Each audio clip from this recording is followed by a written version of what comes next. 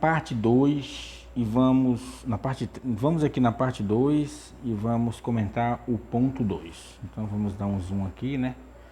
Bom, então vamos ler comigo aqui, né? Então o ponto 2 tem como título aqui, né, o Pai revelado em Cristo. Então esse é o ponto 2, que fala da revelação do Pai em Cristo. Então nós temos o tópico 1, o Pai se revela aos humildes. Então depois nós vamos ver que o Pai se faz conhecer pelo Filho e nós vamos ver também quem vê o Filho vê o Pai. O Pai se revela aos humildes. Jesus exalta ao Pai acerca de uma profunda verdade espiritual. Então nós temos aqui, né, o texto de Mateus capítulo 11, verso 25, que está escrito: ocultaste essas coisas aos sábios, instruídos, e as revelaste aos pequeninos, né? Então Jesus está dizendo que Deus ocultaste os seus mistérios aos sábios e aos instruídos e revelou isso tudo aos pequeninos, né? Então nós estamos vendo aqui um texto, né? Aqui não se refere a pequenino no sentido literal da palavra, né? Não é no sentido literal, né? Pequenino aqui está relacionado à humildade, aos humildes, né? Então essa expressão pequenino aqui, né? Nós estamos vendo aqui uma expressão, uma figura de linguagem, uma metáfora, né? Que Jesus se relaciona aos humildes. Então, ele ocultou, né, a revelação aos sábios, instruídos, né? Nós vamos ver que esses sábios aqui, eles são as pessoas que se vangloriavam, as soberbas, né? Então, Deus não quis revelar os seus mistérios aos soberbos. Na verdade, ele quis revelar isso às pessoas humildes, né? Os primeiros intitulados sábios, né, do grego sófos, são aqueles que detêm inteligência e educação acima da média. Então, a quem que Jesus se referia sábio? Sábio, né, aqui no original grego, sófos, né, eram as pessoas que tinham inteligência, né, que tinham educação acima da média. Os outros, chamados de instruídos, né, aqui do original grego, sinetós, são as pessoas com cultura e instrução. Esses vocábulos caracterizam os fariseus, né, que são os sábios, né, os fariseus que são os sábios, e os saduceus aqui que são os instruídos, né, os instruídos que se vangloriavam de sua formação privilegiada, mas que padeciam de cegueira espiritual. Então eles tinham uma formação espiritual, eles eram inteligentes, eles eram sábios, eles tinham uma educação acima da média, porém, do ponto de vista espiritual, eles eram cegos. Eles não conseguiam enxergar além da racionalidade, além da filosofia, além daquilo que os olhos veem. Então Deus foi e ocultou a eles aqui, né? E revelou isso aos humildes, né? Significa que os mistérios do reino de Deus não são revelados aos soberbos, aos que se consideram sábios, aos seus próprios olhos, né?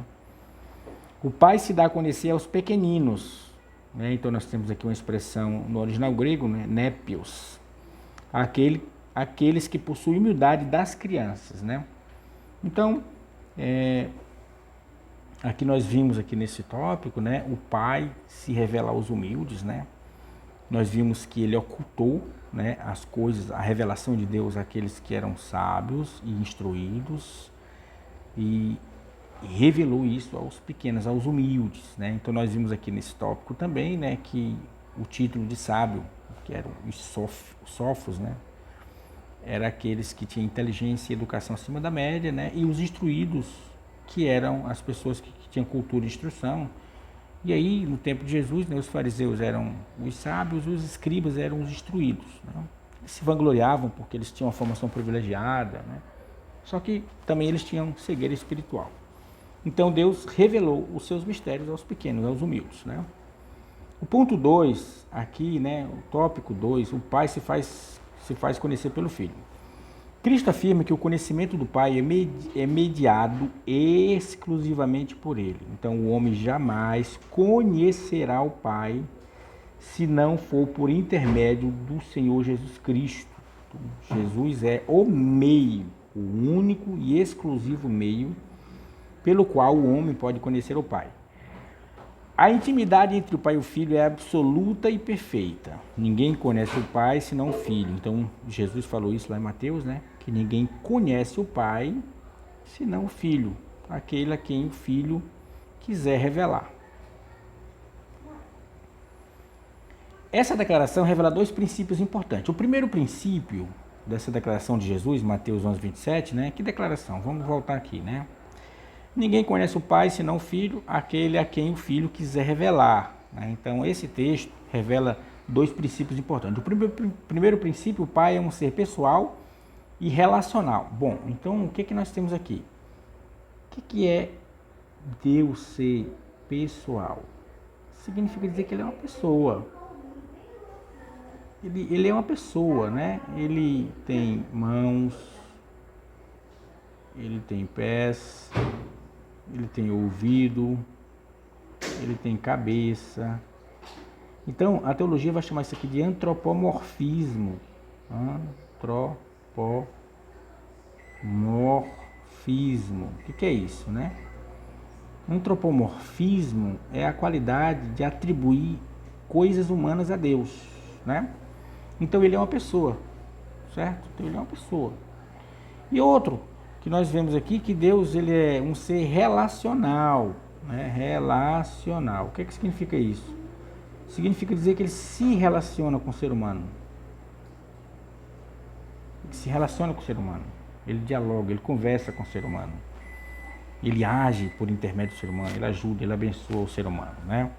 Então, o primeiro princípio que nós vemos aqui no texto de Mateus 11, 27 é que o pai é um ser pessoal e relacional. Então, nós vemos as referências aqui, Salmo 46 e 10 e Isaías 46 e 9. O segundo princípio que nós podemos extrair de Mateus capítulo 11, verso 27, só é possível conhecer a Deus por meio do Filho, o único mediador entre Deus e os homens, né? Então, o apóstolo Paulo em Timóteo, aqui no capítulo 2, verso 5, né? Ele fala que Jesus é o único mediador entre Deus e os homens, né? Então, o homem só pode conhecer Deus, só pode conhecer a Deus por intermédio do Filho, o único mediador entre Deus e os homens. Jesus é o elo de ligação, ele é o reconciliador da humanidade, ele é aquele que fez o elo entre Deus e a humanidade, reconciliando consigo o mundo, né? O Filho é o intérprete supremo do Pai, o único capaz de revelar a sua natureza, sua vontade e o seu amor. Então Jesus ele é o intérprete supremo do Pai. Por que isso? Porque ele é o único que é capaz de revelar a natureza de Deus, revelar a vontade de Deus e revelar o amor de Deus. Sem Cristo, qualquer tentativa de conhecer o Pai será incompleta ou distorcida e fadada ao erro e à idolatria. Então, se o homem não for por intermédio de Jesus, ele não vai conhecer o Pai. Então, por isso nós vemos muitas religiões que são extremistas, religiões que matam pessoas, né? Que tem uma pregação de guerra, né? Porque eles não conheceram Jesus. Então, eles conheceram um Deus qualquer, né? E não conheceu Jesus. Jesus ele revela a vontade de Deus, a vontade do Pai. Jesus ele revela a natureza do Pai. Jesus ele revela o amor do Pai. Então, sem Cristo, qualquer tentativa de conhecer o Pai será incompleta, ou será distorcida, ou será fadada ao erro e será fadada à idolatria. Bom, e aqui nós temos o tópico 3 do ponto 2, né? Quem vê o Filho, vê o Pai. Então, no diálogo com Filipe, Jesus revela outra verdade sublime. Quem me vê a mim, vê o Pai. Então, quem vê a mim, vê o Pai. Essa declaração ratifica, confirma a doutrina da unidade da Trindade. Então, a Trindade é una, ou seja, nós temos 3 em 1. Jesus é a perfeita expressão do Pai. Então, nós temos aqui um texto de Hebreus, capítulo 1, verso 3. Depois nós temos um texto também em Colossenses, né? Aqui em Hebreus diz assim: Jesus, o qual sendo o resplendor da sua glória e a expressa imagem da sua pessoa. Então, olha o que o escritor aos Hebreus no capítulo 1, verso 3 diz: que o qual sendo o resplendor da sua glória e a expressa imagem da sua pessoa. A unidade entre o Pai e o Filho é essencial e inseparável. Eu e o Pai somos um, João 10:30. Então, algumas religiões, por exemplo, né, quando Jesus fala eu e o Pai somos um, leva pelo sentido de unidade aqui, né? Jesus estava falando que ele e o Pai é a mesma coisa, né? E quando Jesus falou isso em João 10:30, os judeus pegaram pedra. Os judeus pegaram pedra para apedrejá-lo, porque eles consideraram uma blasfêmia, né? Então eles consideraram uma blasfêmia quando Jesus falou, eu e o Pai somos um. Não significa que são a mesma pessoa, mas que compartilham a mesma natureza divina. Então, quando Jesus fala, eu e o Pai somos um, não significa dizer que eles são a mesma pessoa. Significa dizer que eles compartilham a mesma natureza divina. A obra, as palavras e o caráter de Jesus são expressão direta da ação do Pai, que opera por meio do Filho, e o Filho age em total comunhão com o Pai. Então nós temos todas as referências aqui que ratificam o que eu estou falando. Conhecer Jesus é desfrutar da presença do Pai. Bom, então nós terminamos aqui de comentar, ler junto comigo o ponto 2 e a parte 3 dessa lição. Depois nós temos aqui a pessoa de Deus Pai. Então nós vamos ver aqui alguns atributos incomunicáveis e comunicáveis.